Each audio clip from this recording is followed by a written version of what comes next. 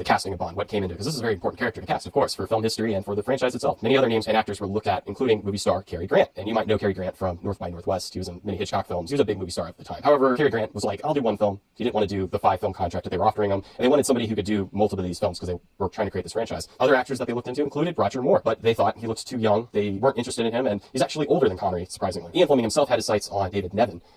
David Nevin, if you know who he is, he looks more like an Alfred Butler type from Batman. He doesn't really invoke what you and I would think as James Bond. But if you look at how Ian Fleming looks, and considering Ian Fleming is writing this character as himself, I kind of see the connection. But David Nevin would come back in Casino Royale, the parody film that would come out a few years later as James Bond. And then finally, Broccoli and Saltzman decided on 32-year-old Scottish actor Sean Connery, as we all know, after a meeting with him where he was very direct and took control. Fleming, however, he wasn't a fan originally. He said he wasn't as suave as the character in the books, but eventually he warmed up to him. He even rewrote Bond in the books to compensate for Connery's Scottish heritage. If you've seen Skyfall, you know all about this. Welcome to Scotland. United Artists also originally weren't fans of Connery because Connery was an unknown at the time. They wanted somebody known, considering this was a new franchise. But obviously the rest is history. Connery became James Bond, and we got this amazing franchise.